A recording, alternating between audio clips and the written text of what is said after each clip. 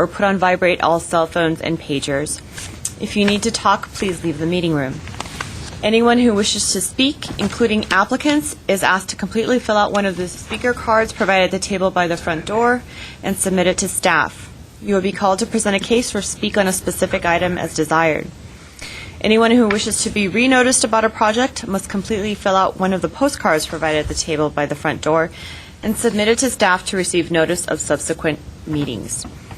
Current Design Review Board agendas are available by calling our Design Review Board hotline at 818-548-3171 or by visiting our website at www.ci.glendale.ca.us. A handout describing the procedures of the meeting, possible board decisions, and Design Review Board reconsideration and appeals is available at the table by the front door. Please note that all appeals must be filed within 15 calendar days of the Design Review Board decision. The chairperson may reorder agenda items at his or her discretion. Roll call, Board Member Ellis. Present. Board Member Insua is not here this evening. Board Member Simonian? Present. Thank you. Board Member Yu is also not present this evening. And Chairperson Palmer? Here. Report regarding posting of the agenda. The agenda for this meeting was posted on the bulletin board outside City Hall at or before 5 p.m. on October 6th, 2011. Oral communication. Discussion is limited to items not a part of this agenda. I have no oral communication cards. I have none either. None as well, which brings us to staff announcements. At this point in time, we have no staff announcements. We do have two items actually on in regards to the information items for the board, but there's been a request to put them at the end of the hearing, if you don't mind. Okay. And we do have one item on today's agenda. If you'd like, I can either turn the meeting over to Chairperson Palmer or go ahead and make the introductions myself since it's my case, however you prefer. So go ahead and make those introductions. All right. Thank you very much. Okay. The one and only item on tonight's agenda is case number 1-PDR 2011-042-A. The project is located at San Luis Rey Drive. The applicant is Nakaishi Associates. And if you don't mind, I'm just going to go ahead and come up to the board. The presentation. Okay. The project involves an addition of 237 square feet to an existing second story of a 3,703 square foot two-story residence on approximately a 19,000 square foot lot zoned R1R. This is a first-time submittal for final review, yet if the project looks familiar, it is because the Design Review Board number 1 reviewed it back in 2006. At that point in time, what was being proposed was a 1- and 2-story addition to a single-story structure. The project went so far as to the City Council, and it was ultimately approved by City Council in 2006. For a total of 3,703 square feet, which is basically what you're seeing here today. And if you went out to the site, it is the existing two-story structure you see before you. The current proposal involves extending this, and what you'll notice here on the west elevation, extending the second story to include an additional bedroom and closet space for one of the existing bedrooms to the side. You'll notice here it just projects forward. In terms of site planning, there are no changes proposed to the site plan. The site plan will remain exactly the same way, with a 3-car garage, the driveway located adjacent off to the side, and substantial planting on the north slope to go ahead and screen the two-story structure. In terms of mass and scale, the project does not significantly increase the mass and scale of the project, although there is a projection on the second floor. The existing 3-car garage is set back approximately 30 feet from the front property line. It is at an upslope from the street front, so there is a little bit more of a massive presence to it. But as you'll notice here, it would just be a projection of approximately, I believe, 14 feet forward of the existing second story. Though it isn't a significant change in terms of mass and scale, what we'd like to present to the board is just that it's somewhat contrary to what was approved by The design review board, the alternative assessment panel, well, that was ultimately approved by the city council. The previous project that was reviewed actually had this portion removed at one point to address the board's concerns regarding mass and scale, and the entire second story was actually pushed back towards the rear of the home and away from the street and from the adjacent properties. This was a voluntary decision on the part of the architect to remove this portion in response to the design review board comments at one point in time, yet ultimately that proposal was what was seen and approved by the city council. The applicant now is returning, albeit several years later, and they are requesting to put back that portion that was previously eliminated. So there is a discrepancy between, though ultimately mass and scale, someone might argue that it's not very significant in terms of only a 230 square foot addition, it's somewhat contrary to what was originally approved by City Council. Last but not least, in terms of the design and detailing, as you'll notice on the elevations, it's completely detailed the same way as the rest of the home. There's a stucco finish, high quality wood-clad windows, a two-piece tile roof system. You'll notice also the same details before you, two windows to the front, and ultimately in line and in keeping with the existing design of the house. Because of the issue regarding the mass and scale and what was previously approved by City Council, staff feels that we cannot really support the project based on that previous approval. Though if the board feels that it is compatible and consistent with the surrounding properties and in the context of its neighborhood, you have the option of going ahead and approving it or approving it with conditions. If you do so choose to approve the project, we respectfully request that all the new windows match the existing in terms of proportions, materials, external buttons, recesses would be just to ensure the integrity of the addition, and that any landscaping that's damaged during construction be replanted to match what was previously approved in the landscaping plan. That concludes staff's presentation. I'm available to answer any questions you may have. Any questions? No, thank you. Thank you. So at this time, I think I've got 4 speaker cards. Bob, do you want to come up first and name and address for the record, please? My name's Bob Taylor. I'm with Nakaishi Associates, the architects for this project. The address is 2910 West Broadway, Suite 200 in the city of Los Angeles. This is a simple 237 square foot addition to the existing second floor of an existing single-family residence. It is located in the Verdugo Woodlands West neighborhood, but this portion of the Woodlands is mischaracterized in the city's neighborhood guidelines. This is not a property on the flat, rectilinear grid found at the lower elevations of the Woodlands. This property is on a winding, ascending, narrow street with heavy vegetation and varying pad elevations, all contributing to a lack of a perceived single building pattern. If you've been to this neighborhood, you would see 1, 2, and 3-story buildings, all within 300 feet of this residence. This property is unique, as it has a larger land and building area compared with the surrounding properties. On paper, that is. But does one's perception of a 3-story residence, per se, equate to a larger square footage when compared to a nearby 2-story house? Does your perception of this home from a limited viewing angle give you an impression of the actual size of the house? If the massing of the addition is set back 60 feet from the street, is one's perception of massing diminished?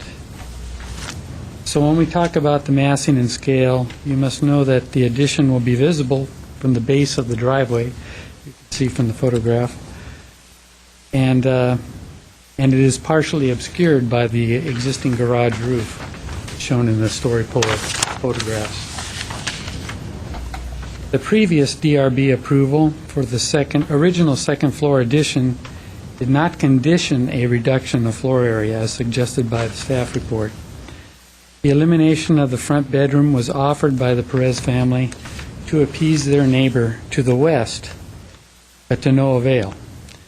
The neighbor appealed the approvals from DRB, the AAP, and finally the City Council, who denied the appeal. The point of contention was not about the size, not about the massing, not about the style. It was about the neighbor's view. Regardless of this, there should not be a double jeopardy for anyone who wishes to add on to their home 5 years after their last approval. The view issue is now moot. One of the conditions of approval from the AAP required a line of trees be planted between the two houses, which have now created a substantial privacy screen for both residents. Privacy for both has won out over a view for one. This bedroom addition will not obscure anyone's view. The added room improves the composition and massing of the residence and restores it to its original design and intent. The exterior materials, windows, and details will match the existing. The landscape is untouched and well-maintained. 237 square feet is a very small addition, but needed to complete this family's home. Please review these 9 facts on their own merits. This is a small addition. It is visible from a limited viewpoint. It is set back 60 feet from the street. It improves the composition and massing of the house. It matches the materials, windows, and details of the existing house. It doesn't block anyone's view. It doesn't change the existing landscaping. It doesn't impact the parking, and no variances are required. Thank you. I'll take your questions. Any questions? Were you the original architect on the Yes. project? Yes. And when that decision was made to take the space off, was that ever discussed at the DRB? Do you remember that? I think they were surprised that we offered that, because the issue was about view, not massing and scale. And yes. As far as the new windows are concerned, are they going to match the existing as proposed? Yes, same manufacturer, same finish, same muntins. And going back to Mr. Ellis's question, walk us through, if you would, the original approval from the Design Review Board 1, the original approval to the dual board and then to City Council. What were the main factors that had come up? The main factors during the original meeting was the opposition by the neighborhood, the homeowners association, and the neighbor to the west. And primarily, at that time anyway, there was no view protection. So all their arguments were related to compatibility. But truly, the real argument was view. The neighbor was complaining about her view being blocked. And That was the first design review. that was and then when it went to the assessment board? When it went to the assessment board, we had a unanimous vote in favor of it. With the portion pulled back or with the portion With a not portion pulled back? and they also asked us to lower the ridge lines. And so what we see in the elevations with the dashed lines that says original roof line shown dashed, that was from the DRB 1 case, and then as built and as approved by the assessment board, you had voluntarily pulled back portions of the second floor, you had lowered the roof of the garage, and you had lowered the roof of the second floor. Correct. And then with that voluntary reduction in mass and height and bulk and so forth, and went to City Council. It was appealed to City Council, and City Council denied the appeal. And City Council approved it with the portion being pulled back, with the second floor being pulled back. City Council denied the appeal, and And what was built was as What was approved by the assessment board. AAP was what was built. And so,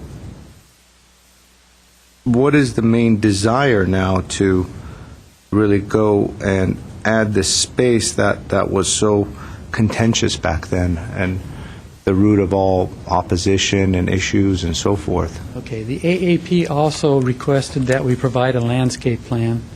The majority of this site was already landscaped. But they asked us to plant a line of trees between the two houses to provide a privacy screen. And 5 years later, that privacy screen is very effective. There is no longer a view from the neighbor's house to the west to see this property. So adding this room is not blocking any view. What kind of landscaping was integrated into the design at that property line that you're referring The to? packet includes a copy of the landscape plan prepared by William Peacock. It does show some additional trees in the front and the line of trees along the side. Do you know what sort of trees those are? I believe they're listed on the, there were liquid ambers in the front and a deodar, and then the line of trees along the, between the two houses were Leland cypress. And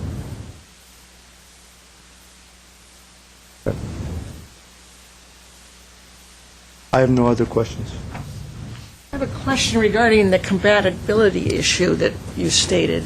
Was that compatibility within the neighborhood, or like view wasn't the only reason? So the compatibility, the size of it, this house is quite a bit larger than Well, the other when you houses. have a larger lot, you can expect a larger house. And the compatibility issue was not an issue with the board. We had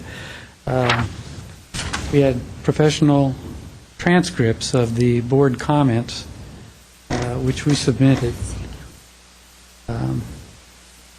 And none of their comments were related to the massing and scale. It was all boards satisfying the neighbor to the west.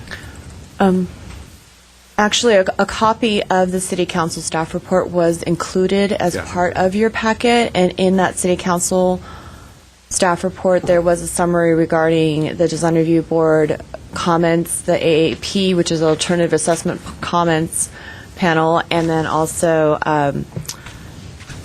comments made by staff in regards to those two boards' decisions, as recommendations to the City Council. There were, however, comments made by the board and the Alternative Assessment Panel to somewhat consider, and these were considerations, pulling back the second floor, pushing it back to the rear of the structure. So the city does not have a view protection ordinance. There are no comments that were listed in the records of decision regarding any type of view protection ordinance. So you'll notice in the staff report, obviously in the City Council staff report, there were bulleted items as to what the actual records of decisions were from the Design Review Board and from the Alternative Assessment Panel. Any other questions? You know what, I do. A couple items are in there, and you mentioned in your statement about a three-story unit. And so I'm looking at this document, which was in the packet. Is that familiar with you? Yeah. And it lists only one stories except the applicant's house. Okay. And then I got a photo map and then a set of photos which now lists a number of two-story houses, and I guess nothing matches here. So I'm wondering which one is correct. Actually, yes. The photo map included all of the properties. However, in the inventory survey, only those properties located within 300 feet along the street. So along okay. San Luis Rey Right. are to be included as part of the survey area. I got So it. the Okay. photos, however, Is the encompass a lot more 300-foot properties. circle. Correct. Right, because I realize, if that in fact is true, then this is the only two-story house on the street. Well, at least for the document I have, it says it's the only two-story house. Though, But you don't have to go very far beyond. to start finding those. Yes. Right, okay. All right, now I was just a little confused on that one. Thank you. Okay. I have either one of the Perez's want to speak, whoever wants to speak first. You could just give your name and address, Mr. Perez. How you doing? My name's Tony Perez. I'm the owner of San Luis Rey, 1218 San Luis Rey. Before I come here today, I wanted to make sure all my neighbors were fine with it. I went to the Gentili's house above me, who they had an issue about view, and it was all about view. And unfortunately, some of the people hid behind mask and scale, and it's not very true. I talked to the Gentili's before we came here. I came and I also talked to the homeowner association. The Gentili's feel very bad about what happened in the past. We're getting along great as neighbors. I like to keep it that way. I went around the neighbors below me, also talked to them about it. They're okay. So a lot of people are okay, and they're really happy that the house is very nice. A lot of the neighbors who are against it, they're really impressed how nice the house came up. There was another house that was built 2 houses away from me. 3rd floor variance. No one said anything about it. Mass and scale. I don't think you guys will like it. It was passed on the first DRB. No oppositions. So I'm just trying to keep it so that everyone's nice and happy, and just trying to get my room that I gave. It wasn't a DRB one that took it away from me. I did it on my own, voluntarily. And with us giving it, they told us if we can break up the garage, and that's what we did. Not much more. This house you're talking about where they had this 3rd-story variance, where that's right next to you? It's right across the street from the Gentili's. It's right on Villa Salvador. It's 2 It's not houses. on our list here, 2 houses above. 2251, no, it would be, so it wouldn't be on this. it's not on the direct, well, 2250, it's this one. It's less than that. 300 square Oh, feet, back up. less than 300 linear Right, feet but from it's my around house. on the corner. Around the corner. Just around the corner. You can see it from my house. No. That one? That was your, that one. And there's a 3rd story. And there's also ones. May I give them this, or Just if, this is the package I gave you? well, exactly, then that was part of the city If you council look at the package, Guy. you can see some other 2 floors in the neighborhood within 300 Yeah, linear feet. there seem to be surrounded. some marked on this one. Correct, yeah. There's 3,000, 3,600, 3,400, 3,700. So 200 square feet, 230 square feet more, it's not much of a difference, I think. It's twice the size of all the houses, though, on the street, basically, right? Is that, Right. if this document, again, is correct? I mean, I can only If correct, if you go on the Villa Salvador, but I'm just right on the corner. Right, okay. You have a question? Any questions? Yes, so in reviewing the case file, you know, and looking at the staff summary, it seems as though, you know, the main factors were mass, bulk, and height. And in fact, the Gentili's were the ones that filed for the appeal. Correct.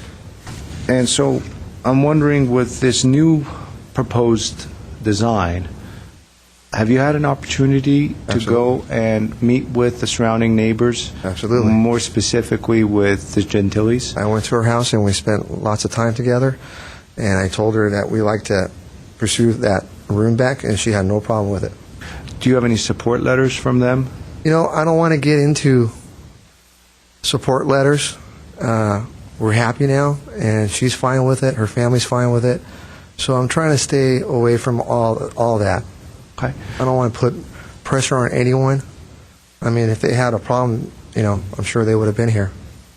Okay. And also any of the other neighbors below me or across the street.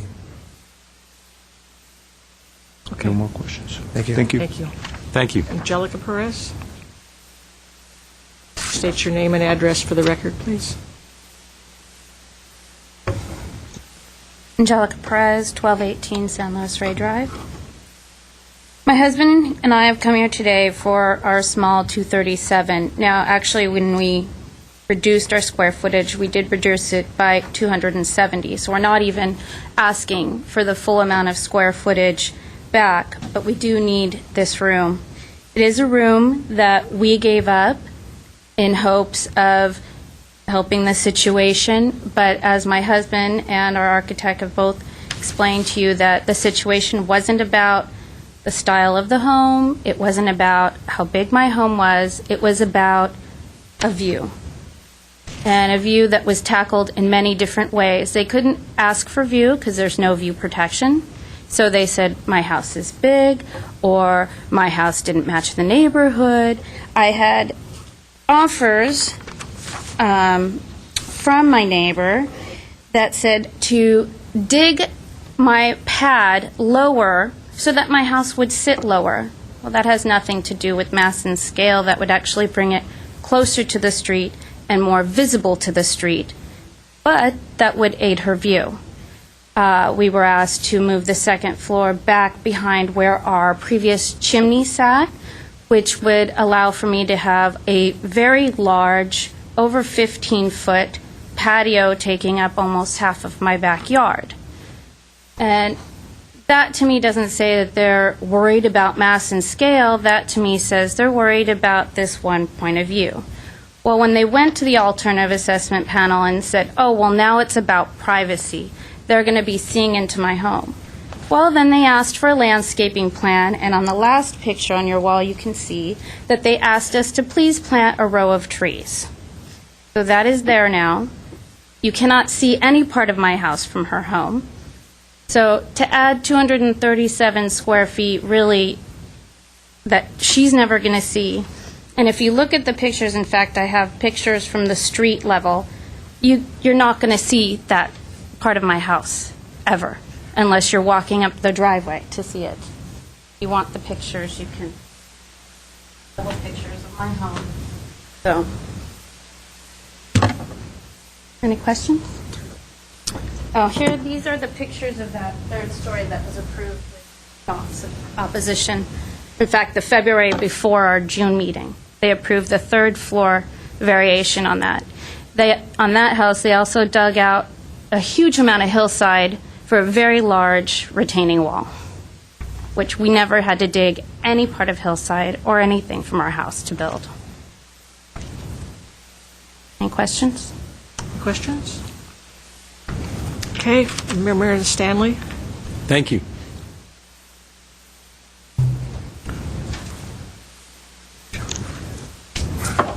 Good afternoon.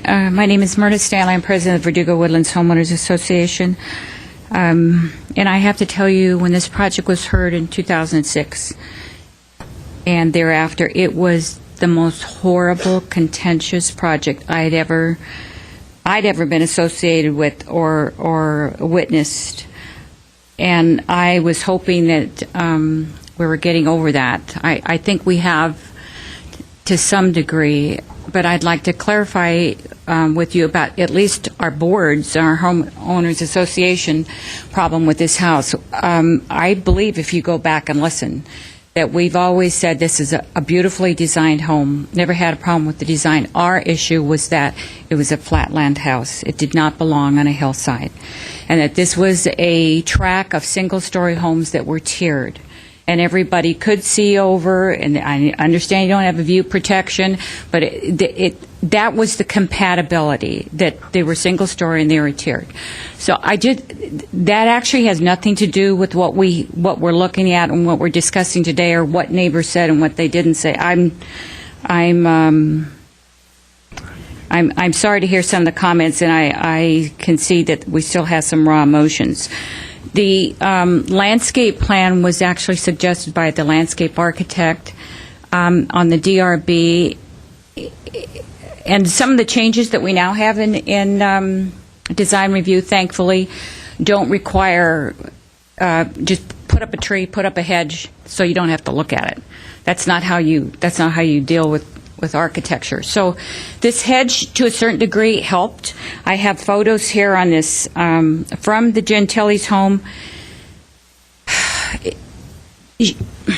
She has a very long, narrow east-west patio, and I'm sorry you haven't had a chance to go up and see it. She's in a tunnel now. These cypress trees are growing, and Ms. Palmer, maybe you can tell me how tall they'll grow. I don't know, but there's also some podocarpus further down, and I do know those grow quite tall if it's that species of podocarpus. But her light and her breezes are gone. And I was speaking with Mr. Perez earlier, and actually with Ms. Zematitis. And I thought that because you were reviewing this again, because this is the same, the initial project that was presented that was voted no on, I thought, well, this was an opportunity to look at, to revisit the landscaping, at least. And I'm told that that's not the case, which is amazing to me, and maybe we can do something about that later on. But you got to put a condition on there that they be pruned annually. Mr. Perez agreed to that. To at least the roof height. If you want to see these photos, they're way above the roof height. It's overkill. It absolutely is, and it's just you feel suffocated in that patio. And that narrow, long patio, east-west, is all they have for a backyard. They've got a small pool, and it's very small over to the side. That's it. And before you had this very open feeling, and you don't have that anymore. And again, to Mr. Taylor, we never had any problem with the design. His firm is a well-known firm. This is a well-designed home. It's not a hillside home in our opinion, and it doesn't belong on that lot, but it's there. The damage has been done, and I don't mean that as a pejorative statement, but it's there. So I really want to hear your comments about compatibility given the changes to the R1 that we have. I think this is the largest home in its area, and it will be larger. It doesn't, when you drive by the front, their comments are right on. There's no huge mass and scale from the street. And the back, you can't see it right now. God willing that the oaks will survive. But what was conditioned for landscaping is overbearing and overkill. And so if you'll address that, if you can, and I'm very anxious to hear your comments about compatibility. You Thank tell you. me the Chantilly's residence is where compared to the I'm sorry, I can't hear you, Ms. Palmer. It's this one, I think. 24. Chantilly residence is the one next door? She's upslope. Upstairs. Okay, thank you. Any other questions? 2260, right? Is that You know, she's Is it right the around corner? the corner. The corner home? corner lot, Right. the corner property? Yeah. Right, Okay. right. And I just publicly would like to say the neighbors, they're tired of this, and they're welcoming any amicable solution to this. So we need to get back to where we were before. Thank you. No questions? I'm going to close the public session. Mr. Ellis, do you want to comment? Yeah, and this is a difficult case. There's no question that the design of the house that's existing there, it's well done. Obviously, it looks like it's well manufactured.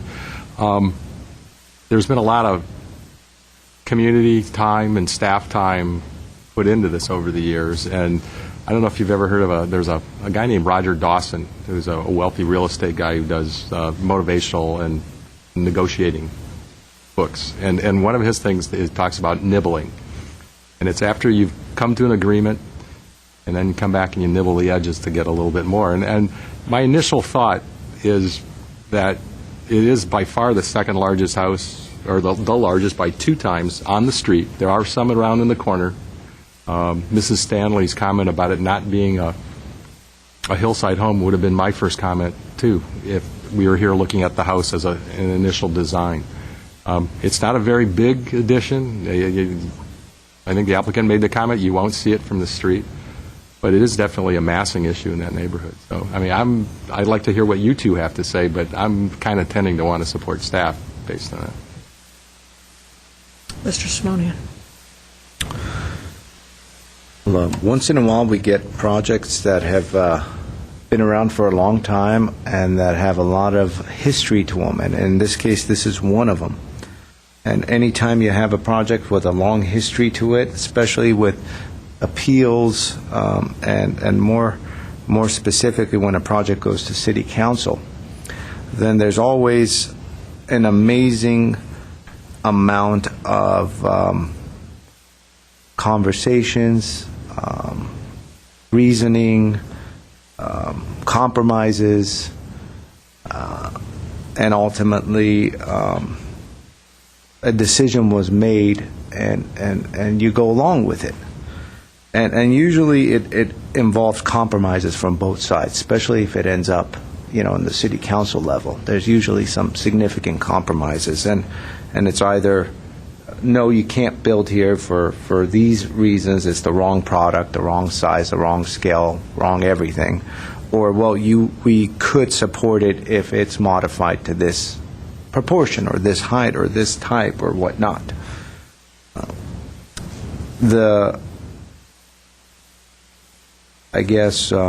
Reasonable applicants will take those clues that are presented to them over time, over the hearings, and will adjust their plans accordingly. And so if you have the design review board make some comments, and then you have the assessment board make some comments, you'll adjust your plan, and that's what you did. You lowered your height, you lowered the roof heights, you pushed back the second floor, and you lowered the chimney, and you reduced the square footage to an amount that at that point in time was perhaps what was needed for a compromise. And without going through that, because, if we even go through all those details, we're going to be here for hours and hours and hours. But we're going to assume all the decisions that were made were the correct decisions, and that at some point in time you voluntarily reduce something to get those approvals. And so now we have a situation where it's built, and now we're coming back and saying, well, it's already the biggest home on the block, but we're just adding a very small portion to it. And that logic, I think, is contrary to the belief of this board. We, as the board and staff and council and everybody, have spent quite a bit of time on the design guidelines and compatibility and views and so forth, and privacy. And these are things that are very dear to everyone's hearts. And things are done very differently now. So if you were to maybe even apply for this home in today's stringent times and in today's atmosphere, you might not even have obtained those entitlements. You might not even ended up with that home. And so now we have a house that, as Mr. Ellis is pointing out, and as the numbers are pointing out, where the average home size on that street is 1,892 square feet. What we have now, what you have now, what you obtained, and what you were able to accomplish and build is 3,900 square feet. And so 37. Well, according to the document which was presented to us, is 3,940. So I assume your architect gave us this, so I'm not sure. But 3,700. Not 37. Okay, so 30. Well, we can't have cross communication because everything's recorded. But I'll just repeat what you're saying is 3,700. The big picture, though, is that the average is 1,892. So you already have obtained so much more than the average square footage of the box. And so now we're coming back and saying, okay, we want to push it back to the location, give or take, very close to the location that we had given up in order to obtain the support of the assessment board. And so whether it's nibbling, whether it's retrading, whether it's just coming around for seconds, the home already is substantially larger than the surrounding homes. And so when you ask me, Mr. Ellis, what is my opinion and what I think is the compatibility answer to this question, I think that the house is already perhaps more on the large side, and that if we add any more to it, then my opinion is that it's certainly going against our guidelines and methodologies and thought process. So love to hear your thoughts on it. Well, I echo all your comments, as well as I've driven up and down the street, and primarily that particular street is one stories. I have no problems with the design of the house, but I don't see that design in this area. If you wanted to move over a few blocks, this house would be very compatible. But because of the size, being so much more, and wanting to bring back a little bit that made that compromise possible before, I don't see that as something I could support. So I agree with everybody else's comments. Do we have any other questions? I don't. I move then to accept the staff. Wait a minute. I'm sorry. Does anybody else want to speak again? I reopen. Okay. I'll reopen the public session. Could you name and address, please? I'm the owner of 1218 San Luis Rey.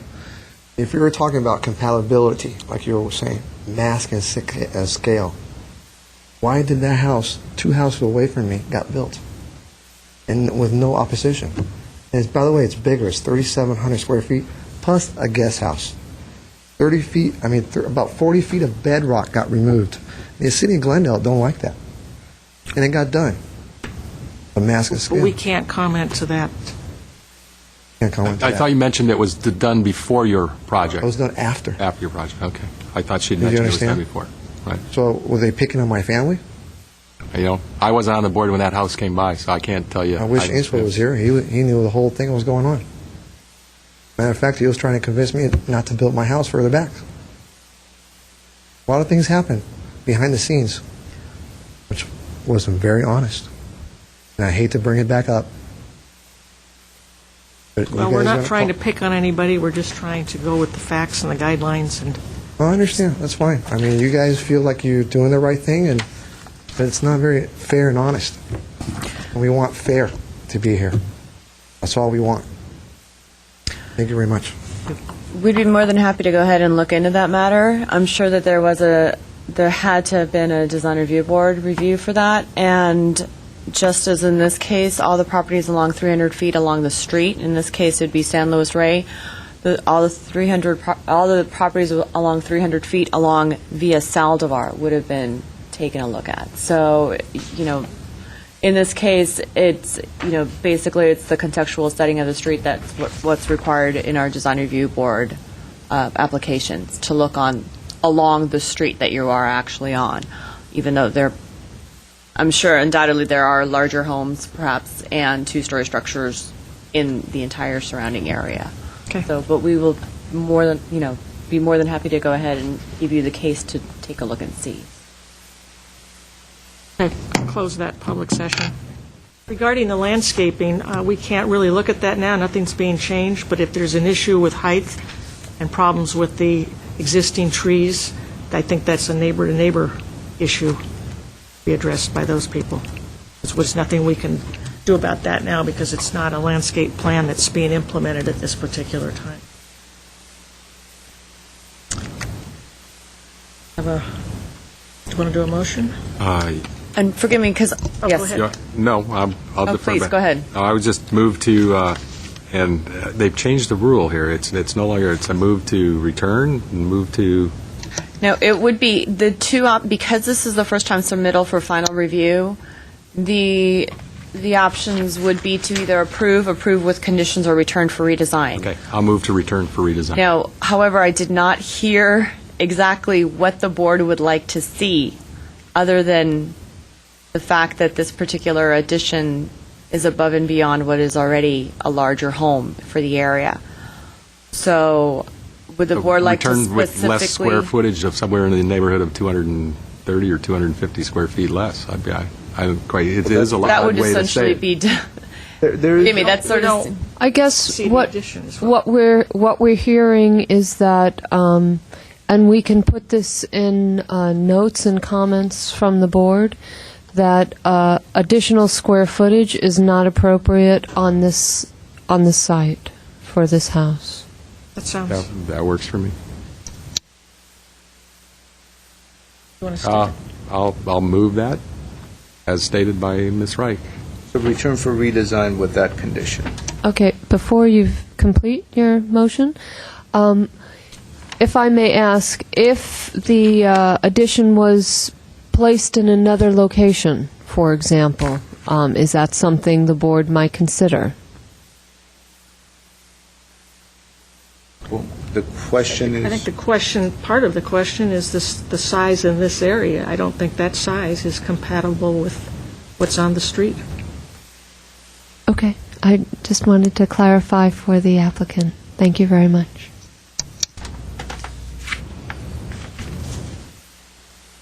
We have a second? well, I'd like to go back to that question very quickly.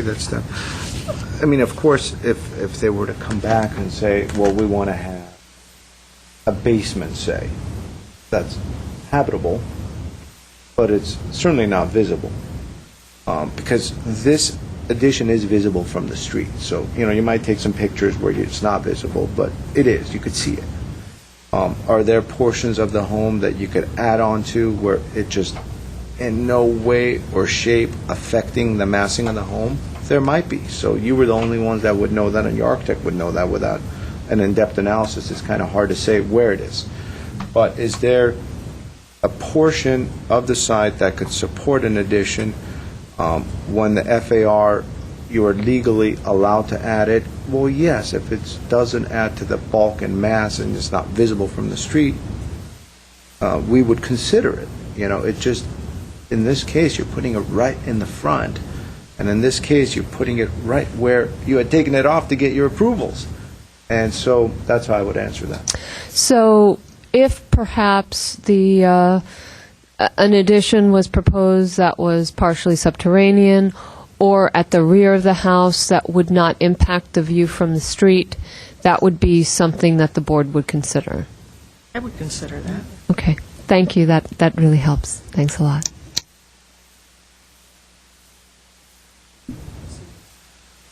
I'll second it. I have a motion made by Board Member Ellis and a second by Board Member Simonian.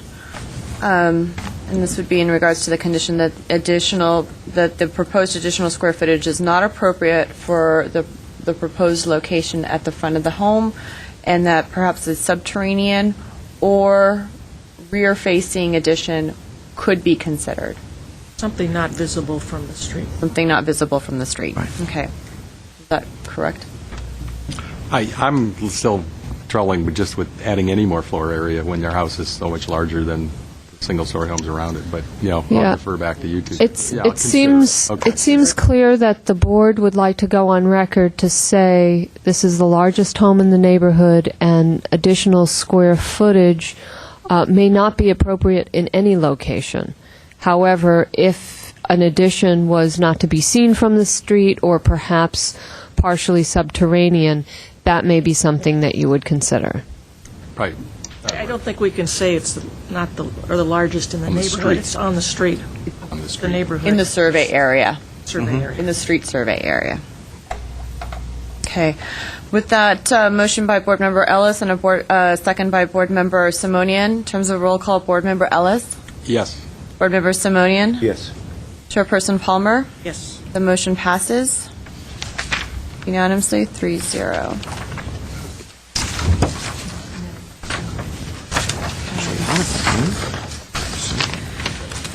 All right, and we do have 4 sets of minutes for this evening.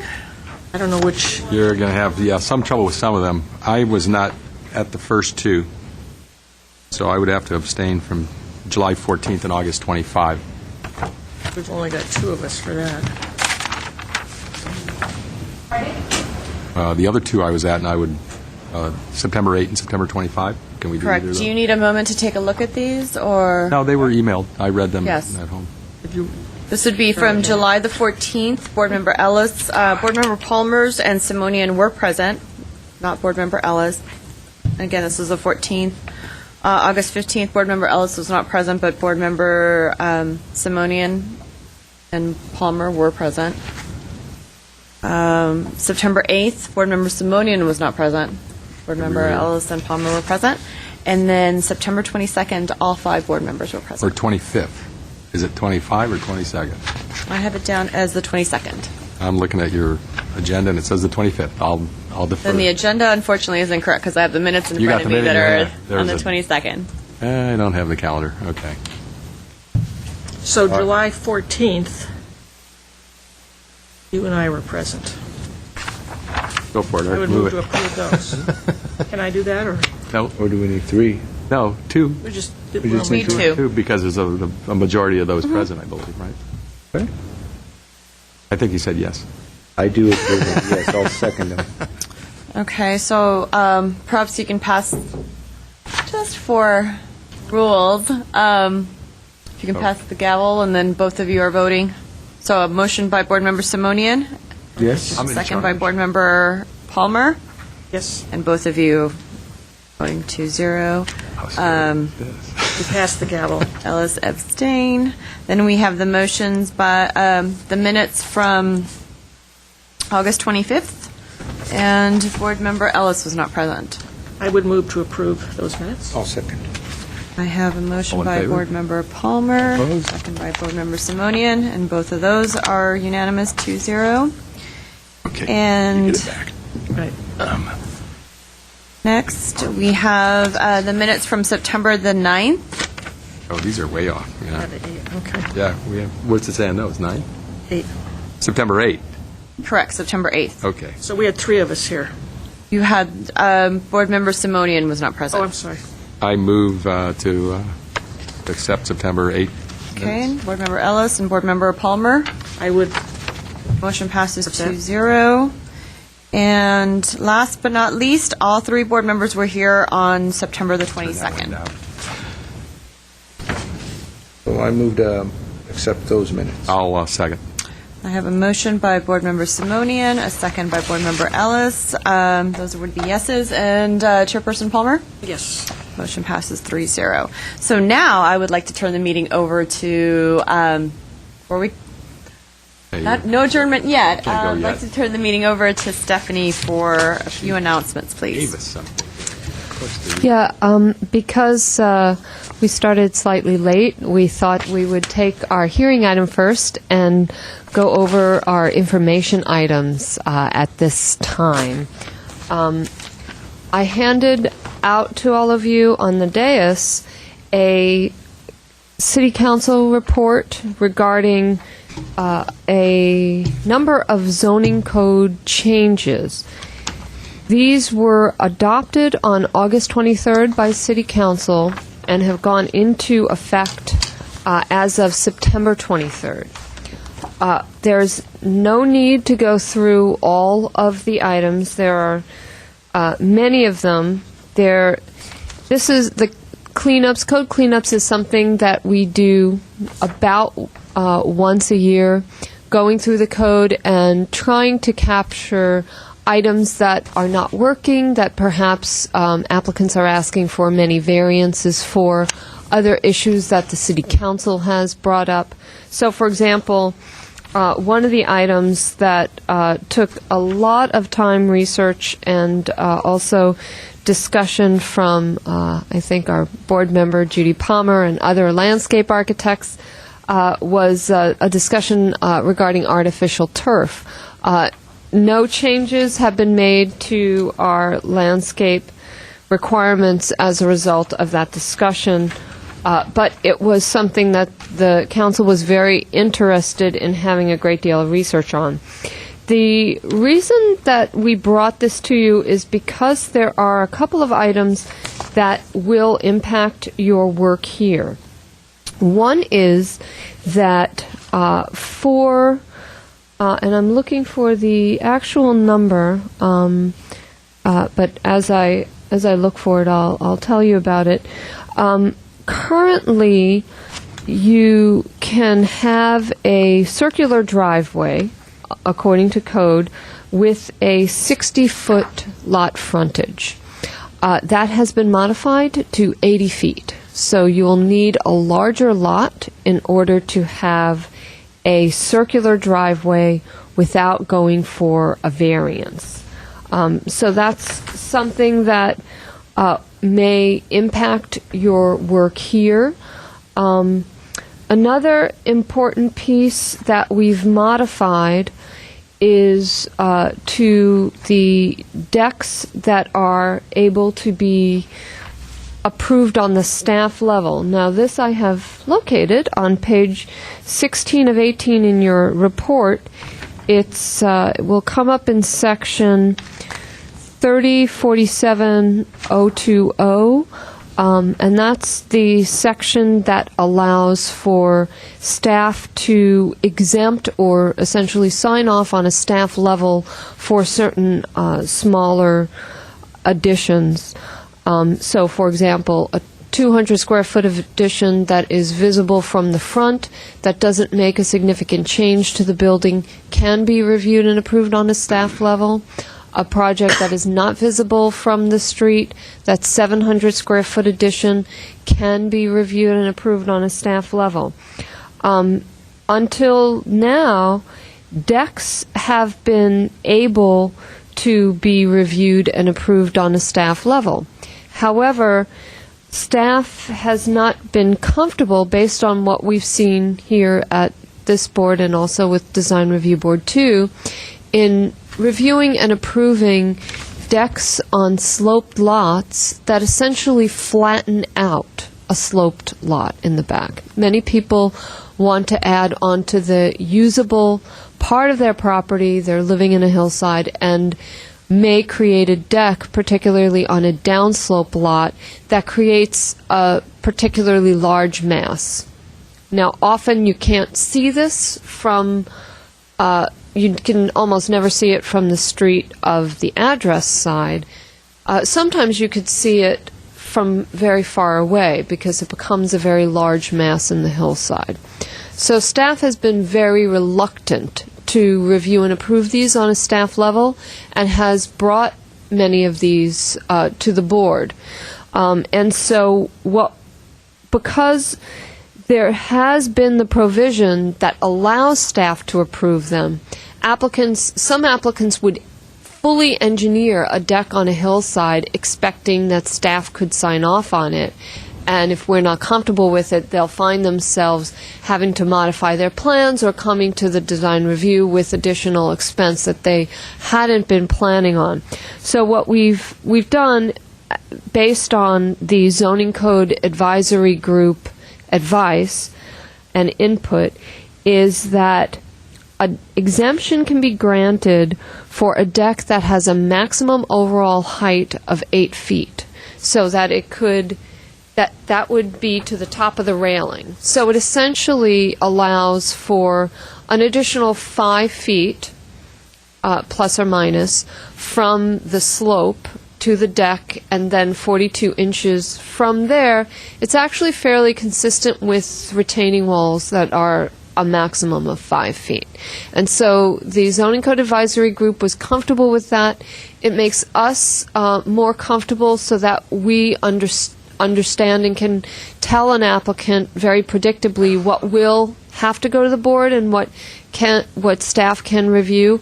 And it makes then clear that a deck should be held closer to the ground and reflect the slope better, which is what we're consistently telling our applicants.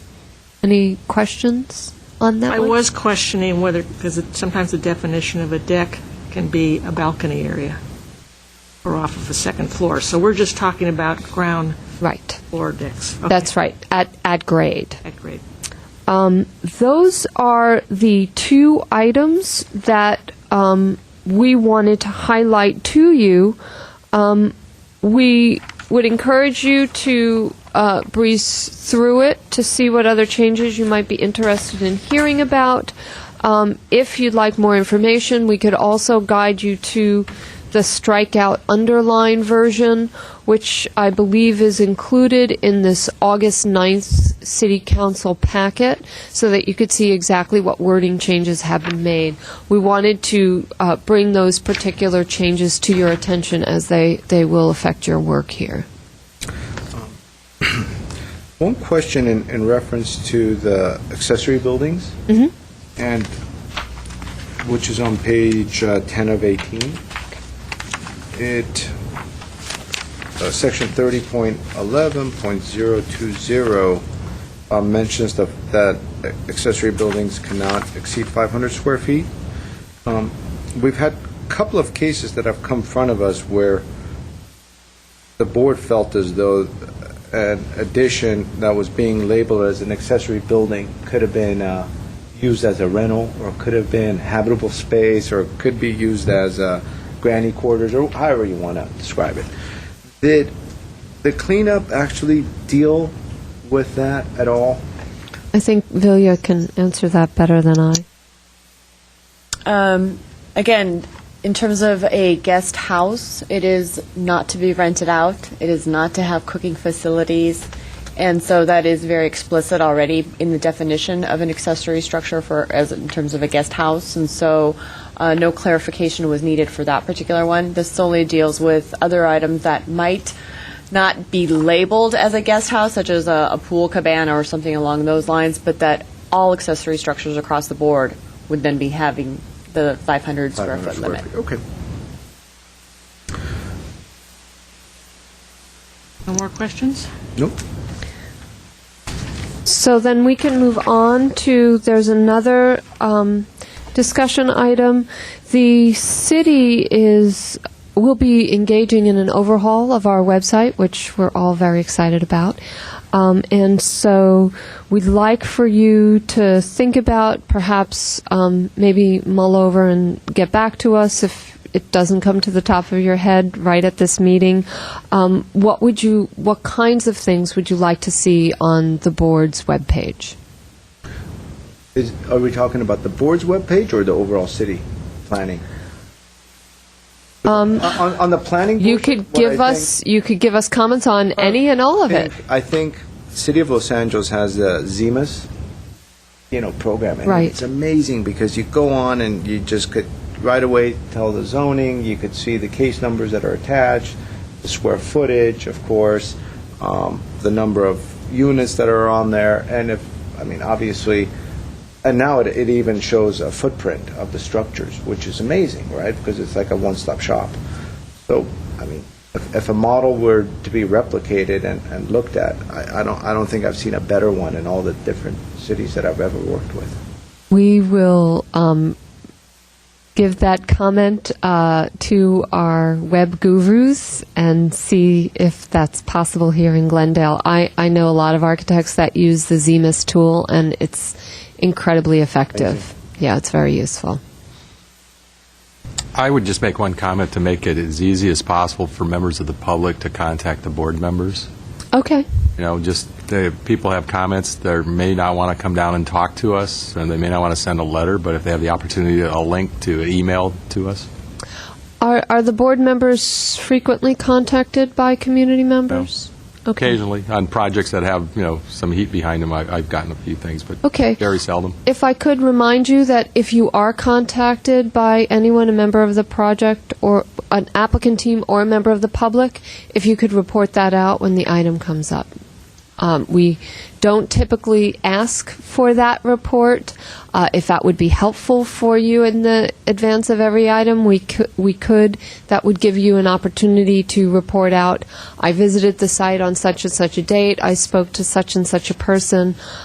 If you'd like for us to change our format and ask you each time, we can consider that. But I just wanted to remind you that if someone contacts you, that's something that needs to be revealed as ex parte communication. I got you. And my normal operation would be to respond back to them and CC staff or forward it on to staff for question. I understand, So you'd like to see your personal email? No, I think I think we all have a city email. Okay. It's pretty simple for the web guru to link it to a personal email account. I'm not volunteering to have all your personal emails put on the city website, but I think anything that makes it easy for the public to comment on cases or to contact the board is only in all of our interests. Correct. And I think it typically, and this is what our standard answer would be, is that if you do have comments regarding any case, whether it be for design review board or for planning commission, that you either address it to the case planner, and that case planner will then make copies and distribute that, or if it's in an email and it comes in time, that we can then go ahead and forward it to you, so that all the material, pretty much any comments that are made, then get into the case file and then are distributed to everyone involved, to all the board members and commissioners. All right. I'll kind of add to my comment that it would be nice for every project that the case planner's email is clearly a hot link on all the projects, so people will know that. It actually is on the public notice that is mailed to all the property owners within 500 feet, and now to all the occupants as well. I think that's another change that was recently done, because we are now having mail-outs to not only the property owners, but to all the occupants as well within 500 feet. And on that public notice, you have not only the case planner, the case planner's direct telephone line, and the case planner's email address. That information is also found on that big public notice, the 3-foot by 4-foot poster board that's posted on each and every site as well, so that individuals know exactly who to contact, whether they have questions or comments. And again, if we do receive any letters or any emails, we always go ahead and make copies and distribute out to all board members. So, as you have any other thoughts about how we can improve our website and our access for you as community members and for all the community members we all represent here, please let us know, because this is a big project and we want it to be as best as it can be. When do they expect to roll it out? I don't have a date on You that. have a date. I know about that type of web project. I'm involved in one now myself. Any advice you can give would also be welcome. Yeah, bring them donuts and coffee. Okay. That's good advice. Thank you very much. With that, we are adjourned. Thank you. Right. All right. Thanks, Art.